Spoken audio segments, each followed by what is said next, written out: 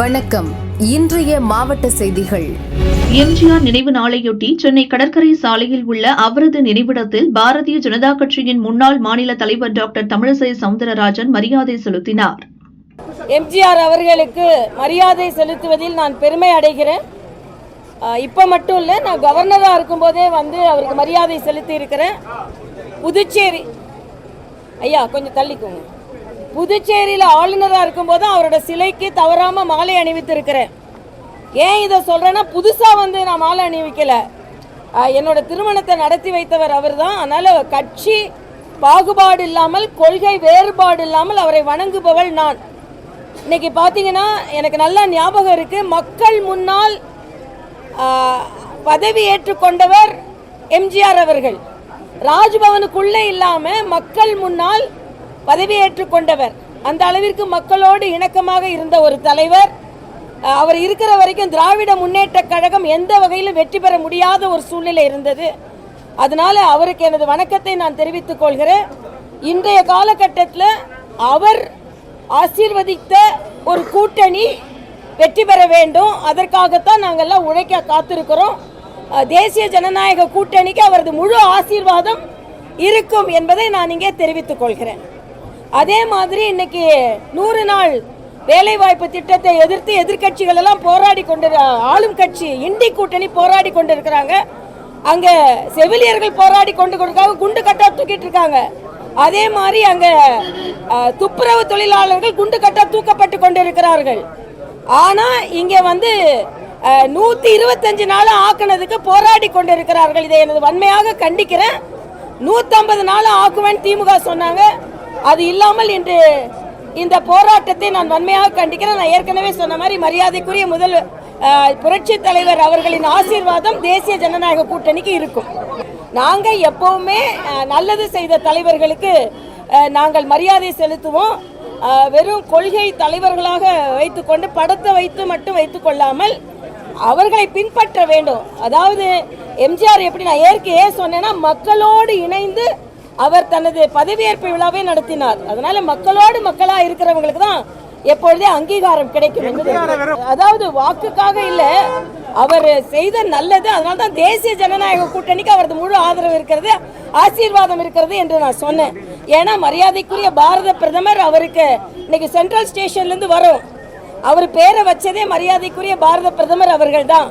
அதே மாதிரி இன்னைக்கு அவர் ஆரம்பித்த கட்சியோடு கூட்டணி வைத்திருக்கிறோம். அதனால நிச்சயமாக தேசிய ஜனநாயக கூட்டணிக்கு அவரோட ஆசீர்வாதம் இருக்கும் என்பது எனது தெளிவான கருத்து. எம்ஜிஆர் அவர்கள் என்ன நினைத்தார்களோ, திமுகவை தோற்கடிக்க வேண்டும் என்பதுதான் எம்ஜிஆர் அவர்களின் கனவு, ஜெயலலிதா அவர்களின் கனவு.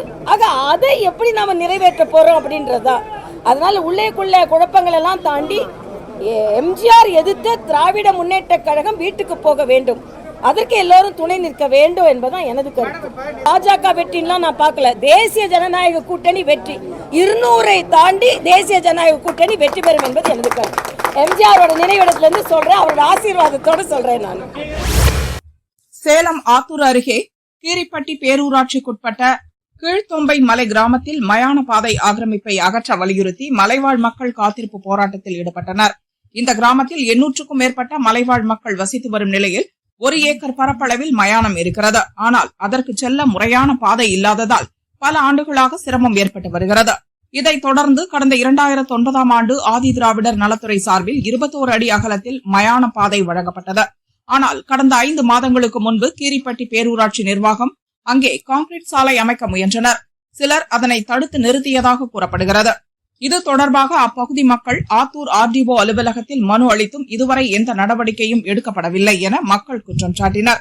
ஆக்கிரமிப்புகளை அகற்றக் கோரி இன்று மலைவாழ் மக்கள் மற்றும் மார்க்சிஸ்ட் கம்யூனிஸ்ட் கட்சி சார்பில் காத்திருப்பு போராட்டம் நடத்தப்பட்டது. போராட்டத்தின் ஒரு பகுதியாக மக்கள் தங்களது வீடுகளிலும் சாலை தெருக்களிலும் கருப்பு கொடிகளை கட்டி எதிர்ப்பு வெளிப்படுத்தினர். மார்க்சிஸ்ட் கம்யூனிஸ்ட் கட்சியின் தாலுகா செயலாளர் முருகேசன் பேசுகையில், பலமுறை மனு அளித்தும் மயான பாதை ஆக்கிரமிப்பு அகற்றப்படவில்லை, ஆதி திராவிடர் நலத்துறை தாசில்தார் நடவடிக்கை எடுக்கவில்லை என்றும் குற்றம் சாட்டினார். தகவல் அறிந்து சம்பவ இடத்திற்கு வந்த வருவாய்த்துறையினர் மற்றும் மல்லியக்கரை போலீசார் போராட்டக்காரர்களுடன் பேச்சுவார்த்தை நடத்தி வருகின்றனர். தனியாருக்கு இணையாக அதிநவீன வால்வோ ஏசி சொகுசு பஸ்களை தமிழகம் முழுவதும் இயக்க வேண்டும் என தமிழக அரசு விரைவு போக்குவரத்து கழகம் முடிவு செய்தது. அதற்காக மல்டி ஆக்சில் கொண்ட 20 பஸ்கள் வாங்கப்பட்டன. முதல்வர் ஸ்டாலின் சென்னை தீவு திடலில் கொடியசைத்து இந்த பஸ்களின் இயக்கத்தை துவங்கி வைத்தார். சென்னை, பெங்களூர், கோவை, திருச்சி, மதுரை, சேலம், திருநெல்வேலி, தஞ்சாவூர், நாகர்கோவில், திருச்செந்தூர், திருப்பூர் உள்ளிட்ட நகரங்களுக்கு இந்த அதிநவீன ஏசி சொகுசு பஸ்கள் இயக்கப்பட உள்ளன. இந்த பஸ்களின் நீளம் 15 மீட்டர். ஒரு பஸ்ஸின் விலை 1,75 லட்சம் ரூபாய். நீல நிறத்தில் உள்ள ஒவ்வொரு பஸ்ஸிலும் மொத்தம் 51 இருக்கைகள் உள்ளன. அவை அனைத்தும் செமி ஸ்லீப்பர் வகையைச் சேர்ந்தது. பயணம் செய்யும் போது கால்களை நீட்டி உட்கார வசதியாக இருக்கைகள் வடிவமைக்கப்பட்டுள்ளன. பெரிய ஜன்னல், சார்ஜிங் வசதி, பாதுகாப்பு அமைப்பு, கேமராக்கள், சென்சார் முதலான வசதிகளும் உள்ளன. தீ விபத்து ஏற்பட்டால் தீயை அணைக்க பஸ்ஸின் உள்ளேயே தண்ணீர் தெளிக்கும் குழாய்களும் உள்ளன. திருவள்ளூர் மாவட்டம் ஆர்கேபேட்டை ஒன்றியம் சானூர் மல்லாவரம் விஏஓ புவியரசன் மற்றும் கிராம உதவியாளர் பாலகிருஷ்ணன் பட்டா பெயர் மாற்றம் செய்ய 15,000 ரூபாய் லஞ்சம் வாங்கிய போது கையும் களவுமாக பிடிபட்டனர். ஆர்கேபேட்டை கிராமத்தைச் சேர்ந்த விவசாயி சுப்பிரமணி தனது நிலத்தின் பட்டா பெயர் மாற்றம் கோரி விண்ணப்பித்த போது விஏஓ புவியரசன் 15,000 ரூபாய் லஞ்சம் கேட்டுள்ளார்.